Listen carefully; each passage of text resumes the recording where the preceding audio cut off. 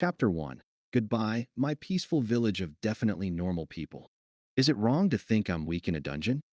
Cranel stood at the edge of the winding dirt path, his worn pack strapped to his back, and his so-called rusty dagger bouncing lightly at his hip. The sun rose over the misty peaks of MT Olympus, casting golden rays on the stone cottages below, and onto the faces of the smiling villagers gathered to see him off. They waved like proud parents, and war veterans trying not to weep. "You've got this, Belle," called Aunt Minerva, wiping a tear from her cheek. The woman who once led squads against behemoths now wore a flower-patterned apron and clutched a wooden spoon like it was a sacred relic. "Remember what I taught you," shouted Uncle Thor, flexing muscles that could crack the earth. "If someone throws a punch, dodge politely," Belle chimed in. "Then apologize for making them miss." Thor beamed. "That's my boy." Kalos stepped forward last, an old man by appearance, but his crimson eyes gleamed with hidden divinity. He placed a gentle hand on Belle's head, the weight of it causing the dirt beneath Belle's feet to crack just a little. "Belle," he said, his voice warm and impossibly deep, "never forget, you're the weakest among us." Belle nodded gravely. "I know, Grandpa. The outside world is filled with monsters in human skin. Toddlers who can bench boulders. Teenagers who duel dragons between math classes. Oreo is brutal." Belle gulped. "I'll do my best to survive." "You've trained hard," Kalos continued. "But you've only just reached what we'd call a passable level 1. Don't embarrass yourself. Stay humble. And whatever you do, don't use Star Punch, Chrono Step, or Heaven's Breath," Belle recited. Kalos grinned. "Exactly. Unless it's life or death, or you're a little tired. Then, maybe just a tiny Star Punch." The villagers burst into emotional applause. Old Man Vulcan, who once reforged the divine blade Gram itself, wiped away tears. "He's grown up so weak. I'm so proud." Belle bowed. A gentle quake rippled down the mountain. "Thank you all. I won't let my weakness get in the way of my dreams." "Yes, you will," they all shouted back, waving like he was leaving for kindergarten. As Belle turned toward the road to Oreo, one of the village kids tugged on his cloak. "Will you come back, big bro?" He smiled brightly. "Once I become strong enough to survive." They watched as he disappeared down the path, the morning mist curling behind his steps like a scene from legend. Then, after a long silence, Kalos spoke again. "So, when do you think Oreo will realize they've just welcomed a walking apocalypse?" Aunt Minerva sighed. "Depends. Does he trip over the city gate again? That tends to crater things." Uncle Thor grinned. 5 hours. 6 tops. Chapter 2. Just a normal day at the guild. Sorry for the crater. The morning sun cast long shadows across Aurario's bustling streets as Cranel made his way toward the guild headquarters, clutching his worn leather bag with both hands like it contained his life savings. Which, considering it held 3 copper coins and a slightly stale piece of bread, wasn't entirely inaccurate. "Stay calm, Belle," he told himself, dodging between merchants and adventurers with the practiced ease of someone who'd spent years navigating around much scarier obstacles, like Aunt Minerva's gentle morning training sessions or Uncle Thor's light sparring that had accidentally created 3 new valleys in the mountainside. Grandpa Kalos said everyone in Oreo is incredibly strong. I just need to register quietly, find some weak monsters to practice on, and try not to embarrass Lady Hestia too much." The guild building loomed before him, its pristine marble columns and grand architecture making Belle gulp nervously. Through the massive doors, he could see adventurers in gleaming armor discussing contracts, their weapons casually displayed like they weren't instruments of death. They all looked so confident, Belle thought, unconsciously adjusting his grip on his bag. "I bet even the weakest person here could beat me without trying." Unknown to Belle, his nervous adjustment had caused his bag, weighted with what he assumed were normal training rocks, but were actually compressed mithril or that Uncle Thor had casually tossed to him, to emit a low, ominous hum that made every adventurer within 50 feet suddenly develop an inexplicable urge to check their weapons and look for the nearest exit. "Welcome to the guild," chirped a cheerful voice as Belle approached the reception desk. "I'm Inatul, and I'll be helping you today." Belle's face immediately flushed red. The receptionist was incredibly pretty, with kind eyes and a warm smile that made his heart do things that Grandpa Kalos definitely hadn't prepared him for during his social interaction lessons.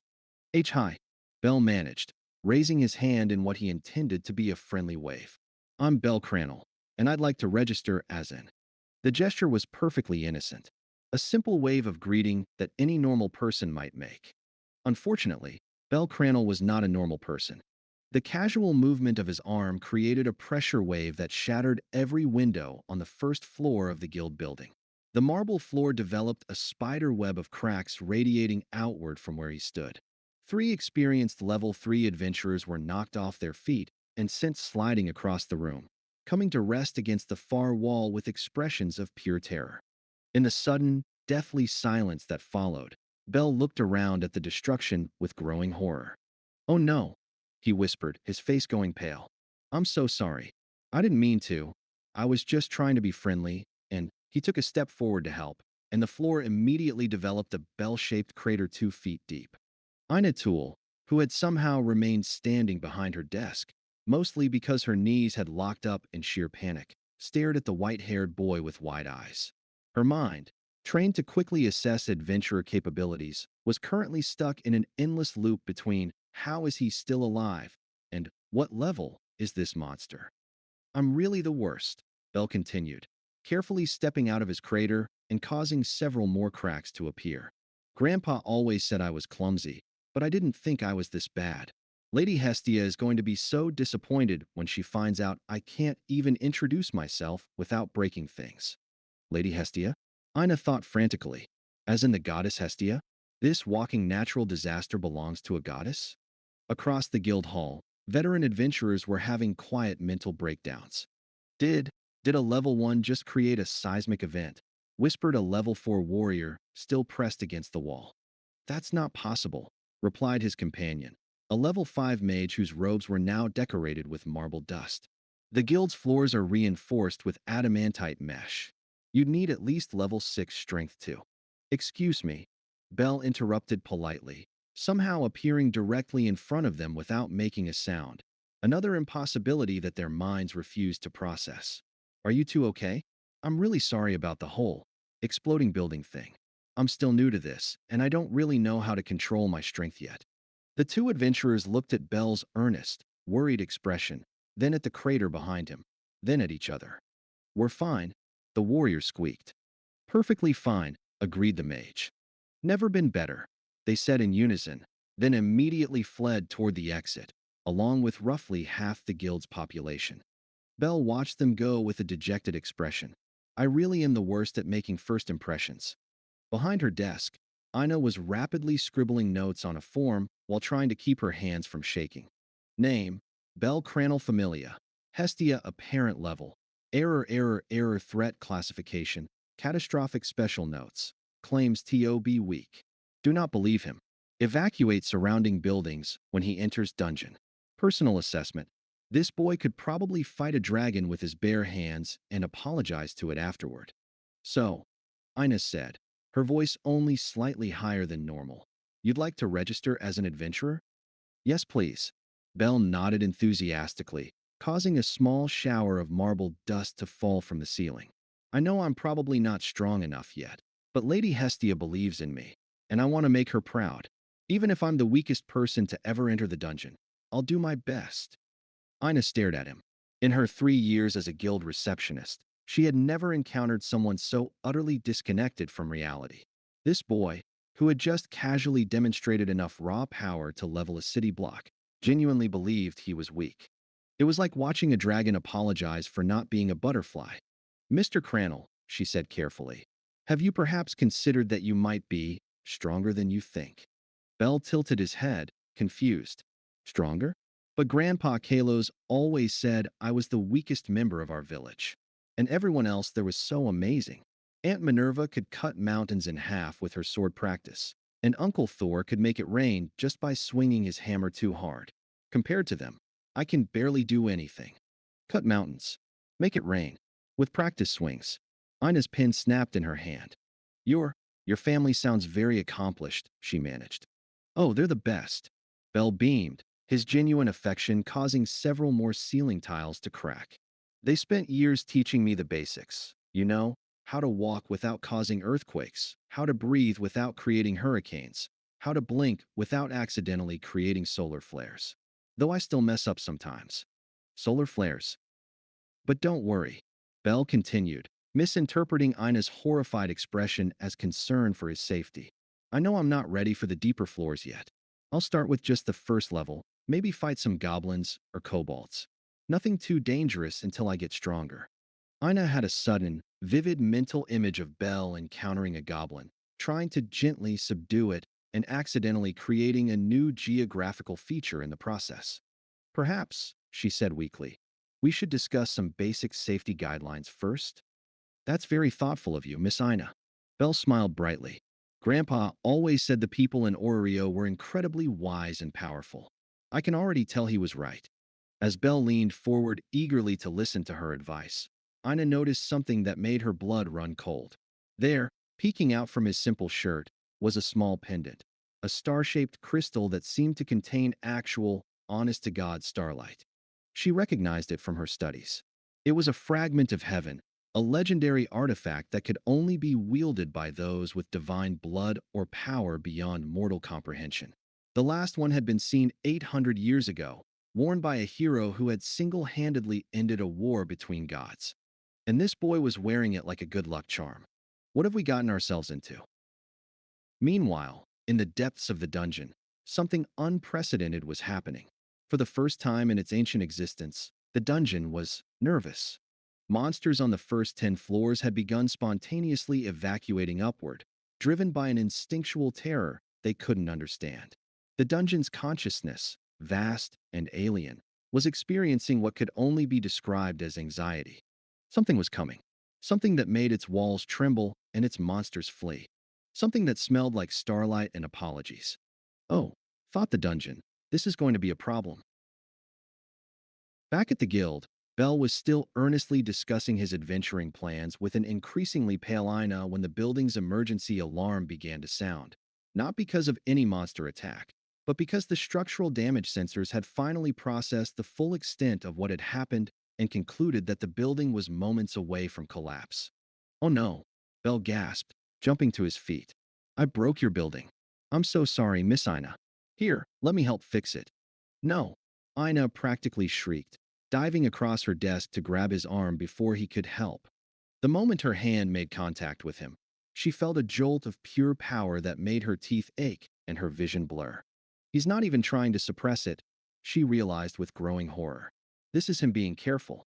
Please, she said, her voice barely above a whisper. Just go to the dungeon. Very carefully. Try not to touch anything, or breathe too hard, or exist too enthusiastically. Belle nodded seriously, completely missing the existential crisis happening behind her eyes. I understand. You're worried about me getting hurt because I'm so weak. Don't worry, Miss Ina. I'll be extra careful. As he walked away, stepping gingerly around the crater he'd created, Ina slumped back in her chair and began filling out what was possibly the most unusual incident report in guild history. Subject: Bell Cranel incident type. Potential end of civilization action required. Pray. Outside, Bell paused at the guild's entrance, looking back at the building with genuine remorse. I really need to train harder, he murmured to himself. If I can't even have a conversation without breaking things, how am I ever going to become strong enough to make Lady Hestia proud? Overhead, a flock of birds suddenly changed direction mid-flight, as if the very air around Bell had become too dangerous to navigate. The adventure was about to begin. The dungeon was not ready. Chapter 3. The dungeon's first day of terror. Please stop apologizing to the monsters. Bell stood at the entrance to the dungeon, staring down into the spiraling stone steps that descended into darkness. Other adventurers streamed past him in their gleaming armor and confident groups, chatting about strategy and loot distribution like they were discussing the weather. They make it look so easy, Bell thought wistfully. I bet they don't accidentally create craters when they get nervous. He adjusted his small pack, the one Uncle Thor had given him, claiming it was just some basic supplies. It contained enough concentrated magical provisions to feed an army for a month and several artifacts that most gods would kill for. But Bell assumed they were normal camping gear. Okay, Bell, he whispered to himself. Remember what Grandpa taught you. Stay calm, move slowly, and try not to embarrass Lady Hestia. Just be normal. The word normal seemed to echo mockingly off the dungeon walls. As Bell took his first step onto the dungeon stairs, something extraordinary happened. Every monster within the first 5 floors suddenly stopped what they were doing, hunting, sleeping, spawning, and looked up with expressions of primordial terror. Deep in the dungeon's consciousness, alarms that had been silent for millennia began to ring. No, no, no, no, no. The dungeon's ancient mind screamed. Not today. I'm not ready for this. But Bell, blissfully unaware of the panic he was causing just by existing, continued his careful descent. First floor, he murmured, consulting the basic map Ina had given him after she'd stopped hyperventilating. Goblins, kobolds, maybe some dungeon worms. I should probably start with something really weak, like a single goblin. Surely I can handle one little goblin without messing up too badly. Somewhere on the first floor, a goblin that had been peacefully collecting shiny rocks suddenly felt the overwhelming urge to emigrate to another dimension. Bell reached the first floor proper and looked around with wide eyes. The stone corridors stretched out in multiple directions, lit by the dungeon's natural phosphorescence. It was beautiful in an eerie way and definitely felt like the kind of place where heroes were made. Or where weak boys like me get eaten immediately, Bell added to himself with a nervous gulp. He chose a corridor at random and began walking, his footsteps echoing softly. What he didn't notice was that his soft footsteps were causing hairline fractures to appear in the walls, and that the magical moss providing the corridor's light was glowing significantly brighter in his presence, as if trying to curry favor with whatever cosmic force was walking past.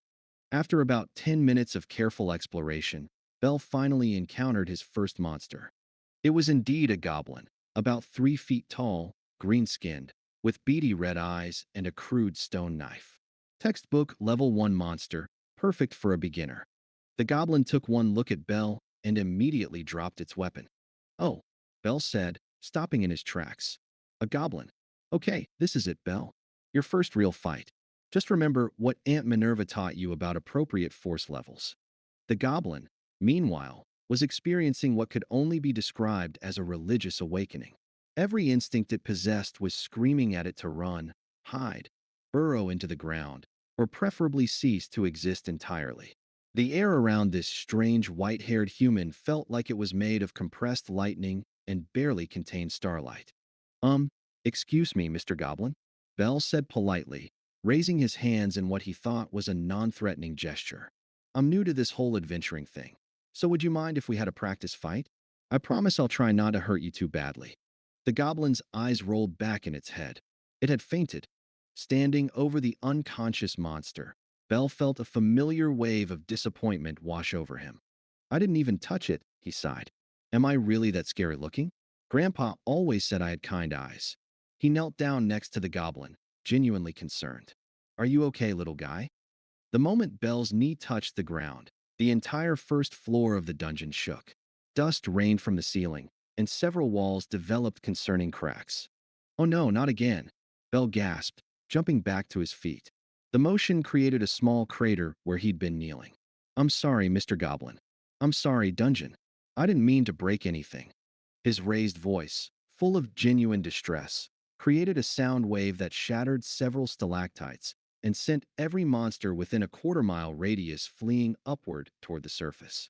In the guild headquarters, seismographs that monitored dungeon activity began going haywire. What's happening down there? Demanded Royman, the guild's head administrator, as he burst into the monitoring room. Unknown, sir, replied a pale-faced technician.